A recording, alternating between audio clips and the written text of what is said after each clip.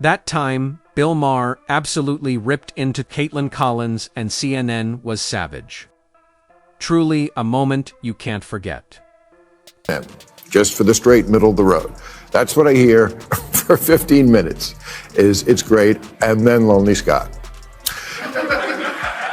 It does look, and when you see the pattern, it does look like tokenism. It's kind of like the same as The friction between Bill Maher and Kaitlan Collins keeps intensifying. For weeks, they've been trading shots, and neither seems ready to back down. Collins isn't just delivering the news, she's staking her claim as a relentless watchdog, locked in on Trump, from pushing limits to doubling down on her narrative. Even casting herself as a moral compass, she's showing no signs of slowing. And if that sounds overstated, just wait until you see this throwback clip. pressing question, Kaitlan, you would ask VP Harris if you had the chance. Ooh. I would have a lot of questions for her, but I do think I would ask about, where she stood when she was running as a candidate and for the 2020 Democratic primary and where she stands on a lot of issues now. She's criticized a lot by Republicans for reversing her positions. I think also, Donald Trump has reversed a lot of his positions from covering those. But I think I would be interested in her evolution and where her instincts are and, what she learned from governing with a moderate, To set the scene, Maher tossed Kaitlan Collins a simple question. What would you ask? Vice President Kamala Harris, if given the chance. Straightforward enough.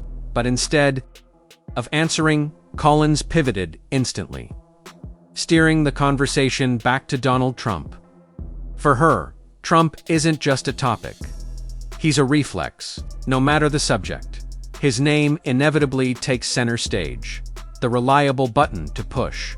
The sure way to fuel the anti-Trump fire. Maher wasn't buying it. He caught the dodge immediately and cut her off before another Trump rant could take flight. In a quick reversal, he called out the deflection right on the spot. Judging by Collins's reaction, she clearly wasn't expecting to get checked like that.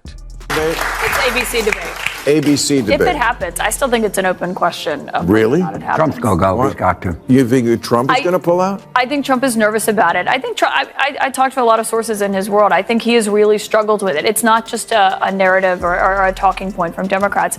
He really has struggled with how to combat her. And I think going into that debate, he does not really want to do it. I think it's difficult, if not impossible, for him to pull out because his campaign manager had cards printed that said anywhere, anytime, any place for President Biden, and it would look weak, but I don't think he's looking forward to it at this. So much for neutrality. Collins and CNN may wear the fair and balanced badge, but their coverage often tells another story. Collins had already written Trump off, confidently predicting he'd either dodge the debate or crash and burn. No hard data, no airtight strategy, just wishful thinking, dressed up as analysis. But reality played out differently, and Bill Maher was ready. He spotted the spin from a mile away and waited for the right moment to pounce. Maher has built his reputation on calling out media theatrics, and this time was no exception. Collins never saw it coming. Before we get to Maher's takedown, watch this clip, then he'll break it all down. They're trying to analyze this stuff, but I do know that it's a very easy debate to win. So all you have to say is, look, you had 4 years, I had 4 years. When I was president, and when you were president, here's the differences. Gas prices are up 50% when you're vice president.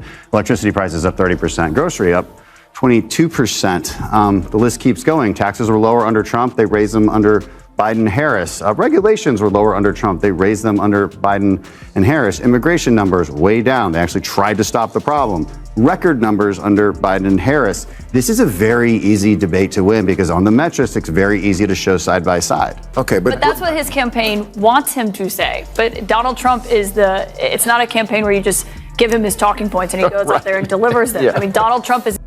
The debate should have been Trump's.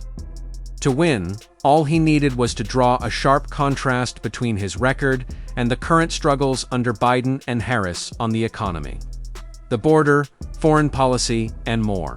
The comparison practically spoke for itself. That's why Kaitlan Collins's narrative began to unravel.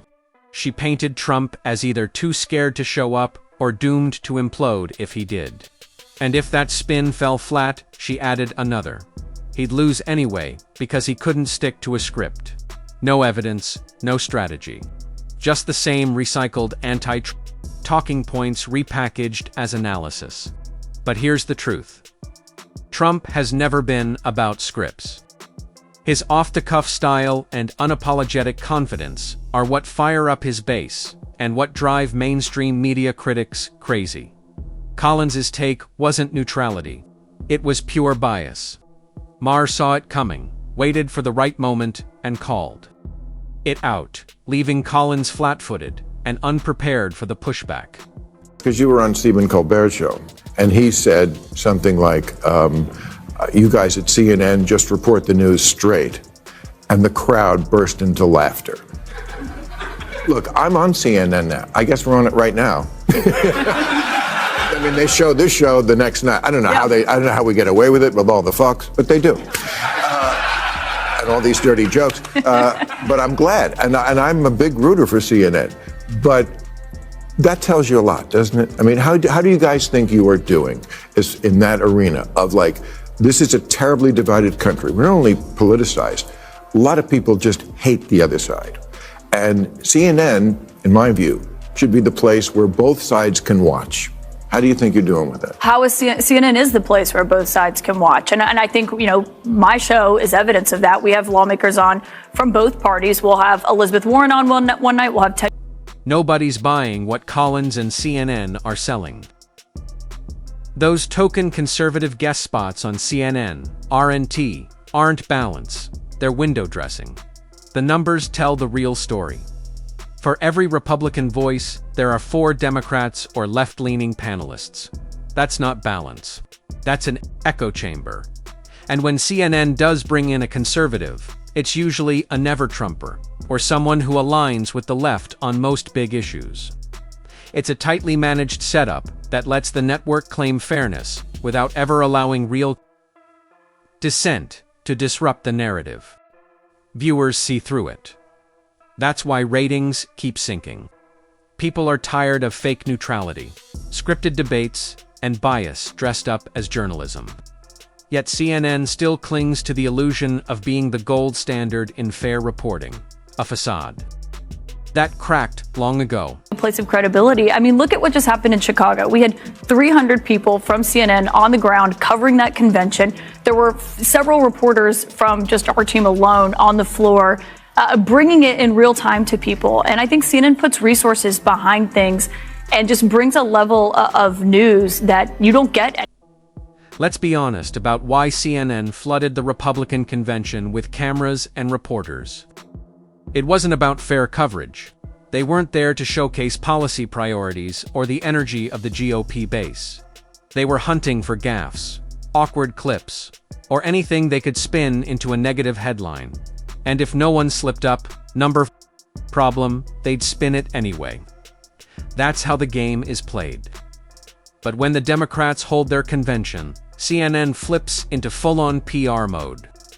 Suddenly, every speech is historic, every moment powerful, and any hint of controversy conveniently vanishes.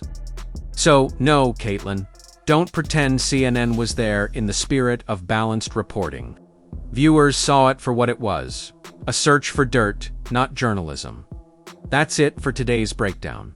If you found this eye-opening, make sure to like, subscribe, and stick around, there's plenty more commentary coming your way. Thanks for watching, and I'll see you next time.